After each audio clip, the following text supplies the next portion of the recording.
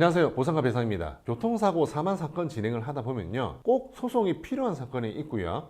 이런 경우에는 소송보다는 비소송이 낫겠다, 이런 사건도 있습니다. 자, 그러면은 소송을 안 하고 비소송으로 처리를 해야 되는 사건은 어떤 것들이 있는지 설명을 드리겠습니다. 자, 첫 번째, 과실이 많은 사건. 과실이 많은 경우에 소송보다 비소송으로 진행하는 게 나은 경우가 많은데요. 그 이유가 뭐냐면은 소송에서는 이 과실에 대해서는 굉장히 좀 엄격하게 보는 경향이 있습니다. 만약 소송에서 과실이 50% 정도 예상이 되는 사건이 있다고 가정을 해볼게요. 자, 그렇다면은 이 사건을 저희가 진행을 할 때 우선 보상가 담당자나 센터장하고 조율을 합니다. 자, 이 사건에서 우리는 과실을 한 30% 정도 예상을 하고 있다. 만약에 30% 선에서 특인으로 조율이 가능하면은 우리가 소외로 진행을 하고, 그게 안 되면은 소송을 진행하겠다. 이렇게 법률 의견서를 보내면 10중 8구 이 소송을 싫어하는 보상가에서는 소모팀의 과실 30%의 근접한 금액을 우리가 컨펌을 받아왔다. 자, 이런 식으로 답변이 오거든요. 자, 그러면 저희는 의뢰인분한테 충분히 설명을 드리고 소외로 사건을 종결하는 경우, 이런 경우가 많습니다. 자, 두 번째,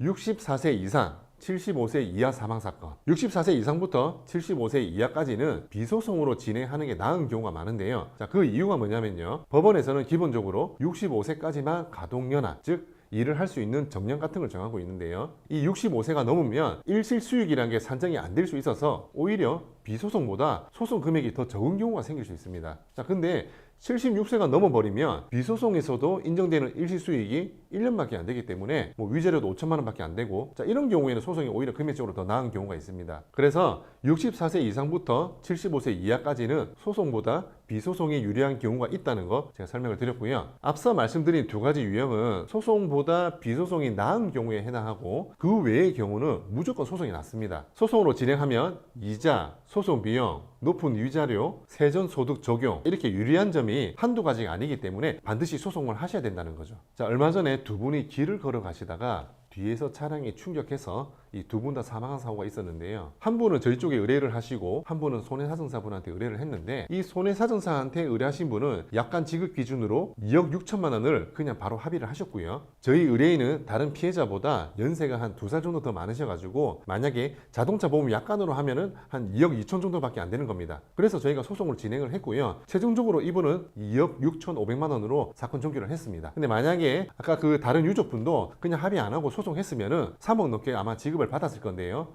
지인한테 손해상사 소개를 받아가지고 그냥 합의를 해서 2억 6천만 원에 종결이 되었습니다. 이렇게 제가 말씀드린 두 가지 경우를 제외하고 소송이 낫다. 자, 이거를 제가 예를 들어서 설명을 드렸고요. 자, 이와 관련해가지고 궁금하신 사항이 있으시면은 언제든지 저희 보상가 배상으로 문의를 주시고, 저는 다음에 또 다른 주제로 찾아뵙겠습니다. 감사합니다.